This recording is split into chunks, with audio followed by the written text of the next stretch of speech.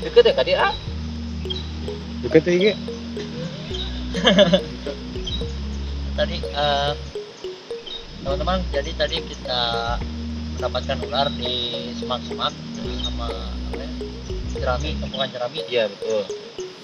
Nah teman-teman, jadi kita harus tahu ya jenis ular apa, dan kita harus tahu juga cara rescue-nya teman-teman. Betul, betul, betul. Jadi jangan sampai salah ular teman-teman. Jadi ular berbisa itu yang bagaimana, yang Ciri-cirinya seperti Ya, apa nah itu. gitu. Karena kan ular ini juga warna hitam ya. Ya. Nah, kadang-kadang ular ini juga memang dianggap sebagai ular yang berbisa gitu. Dikarenakan memang bagian tubuh yang paling belakang itu hampir sama dengan ular kobra lah. Padahal ini bukan ular yang berbisa gitu. Justru ini adalah ular yang menguntungkan sebetulnya bagi para petani. Karena mereka ini mengontrol populasi tikus.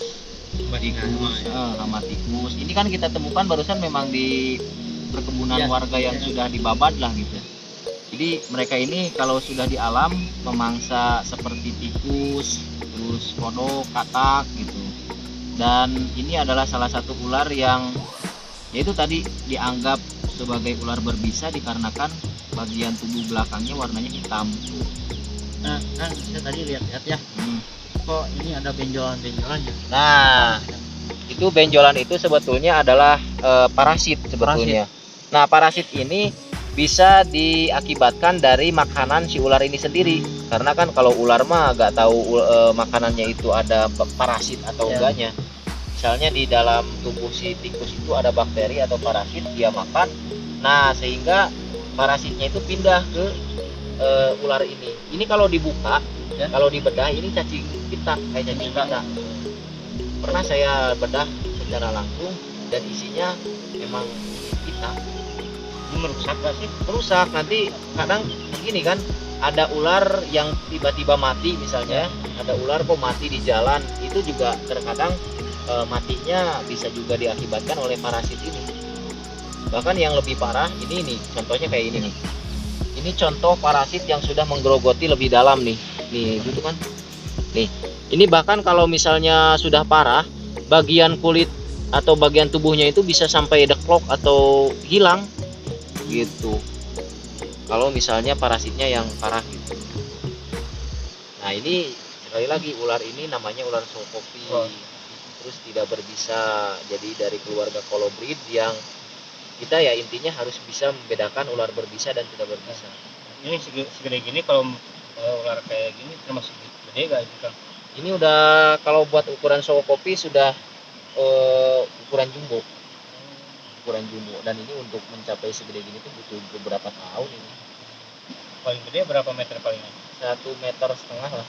Ini ada 1 meternya ya ini ya? Adalah 1 meter.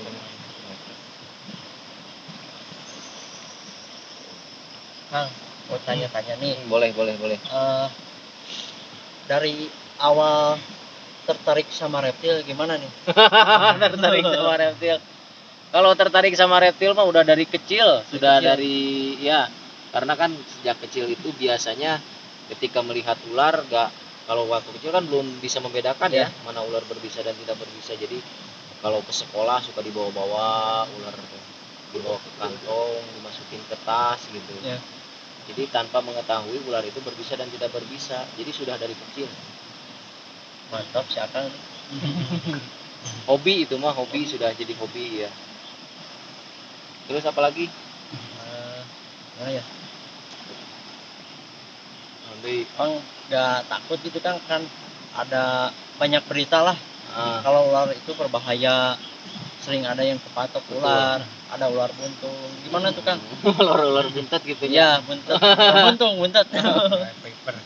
Kalau masalah untuk resiko, tentunya setiap pekerjaan lah pasti memiliki Ya. resiko ya. Apalagi dengan hobi seperti saya, ini kan memang hobi yang boleh dibilang beresiko lah. Ya. Apalagi mengingat ular-ular itu kan banyak, ada yang berbisa, ada yang tidak berbisa. Nah, justru disitulah kita harus bisa membedakan mana ular berbisa dan tidak berbisa. Ya kalau untuk resiko mah ya kemarin kan saya sempat tergigit juga ya, Ya. sama ular yang berbisa tinggi. Ya karena memang itu sudah resiko saya, ya saya sudah siap gitu. Makanya ketika orang memelihara ular itu harus maksudnya harus tahu dulu gitu, spesifikasi Iya, ularnya iya. dan resikonya. Terus yang paling utama duit. Karena kalau tergigit ular harus siap Oh ada iya. duit dong. Apalagi kalau Iya. nanti masuk rumah sakit pasti biaya, masalahnya Iya, benar. biaya gitu. Karena untuk penghobi ular rata-rata yang pemula itu karena kenapa mereka banyak tergigit atau kecelakaan itu karena mereka baru terus langsung terjun ke dunia reptil yang memang harusnya mereka mempelajari itu lebih dalam lagi gitu.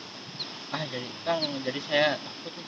Takut Tadinya mau belajar sama Akang sama reptil ini. boleh karena kan belajar reptil itu sebetulnya wajib, harus perlu bahkan ya, mengingat sekarang kan apalagi di perkampungan kita harus bisa membedakan mana ular berbisa dan tidak berbisa gitu.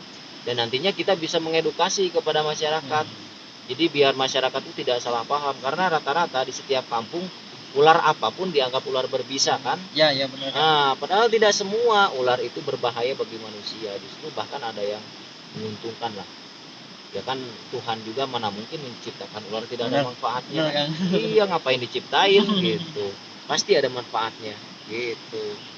Boleh nanti belajar kapan-kapan, boleh nanti ke rumah, ke Siap, base camp, bolehlah kita belajar mengenal ciri-ciri jenis-jenis ular berbisa dan tidak berbisa. Tips nih Kang, tipsnya kalau misalkan ada warga yang terkena gigitan ular berbisa dan tidak berbisa itu langkah pertama harus ngapain? Ya kalau Yang- misalnya digigit ular berbisa tentunya ya, Ya. kalau yang nggak berbisa mah pastinya nggak terlalu inilah gitu. Intinya satu, kita harus tahu dulu mana ular berbisa dan tidak berbisa dulu. Nah, kenapa? Karena begini, misalnya nih kita tergigit oleh ular ini. Ya. Nah, otomatis kalau kita nggak tahu, oh ini anjir orang berbisa gitu ya, ini mah orang panik kan, gitu. Pasti diikat lah, pasti dibawa ke rumah sakit dan lain sebagainya. Padahal ularnya ular tidak berbisa. Justru itu kan yang mencelakakan juga lah gitu. Nah intinya ya kita harus mengenal dulu mana ular yang berbahaya dan tidak Dan berbahaya. biasanya gitu. kalau misalkan di kita mah warganya kan belum tahu mana yang berbahaya mana yang tidak gitu Kang. Nah, Intinya kalau misalnya tergigit, yang pertama jangan panik. Ya. Nah yang kedua, usahakan anggota tubuh kita yang tergigit itu jangan banyak bergerak. Karena semakin banyak bergerak anggota tubuh kita, maka akan semakin cepat menjalarnya si racun kepada tubuh kita. jadi biarin aja gitu ya. Nah, misalnya di tangan. Ya. Nah, tergigit di tangan, otomatis tangan kita tuh harus jangan Iya. banyak bergerak gitu. Cari anggota badan lain boleh bergerak, masa diem di tempat gitu ya. Boleh yang lain bergerak, cuman ya kayak kemarin kan resiko tuh kalau tergigit di kaki, udah kan nggak bisa berbuat apa-apa, otomatis kan harus jalan. Dikarenakan terus digerakin, dipakai jalan, akhirnya Ya ke tubuh ya Kang. menjalar ke tubuh dan menimbulkan efek yang lumayan lah gitu. Jadi itulah intinya kalau digigit ular mah harus jangan panik, terus jangan banyak bergerak. Minimal di pen aja ya. Oke. Gitu diimobilisasi lah. Ya, Tunggu sampai ada bantuan dari yang orang bisa ya. gitu. Gitu. Makasih banyak nih Kang. Siap. Saya jadi banyak ilmu dari Akang. Oh, siap. Nanti Nantilah saya main ke rumah Akang. boleh. Mau lihat itu yang besar tuh. Koleksi-koleksi Ya, ya. koleksi. Boleh.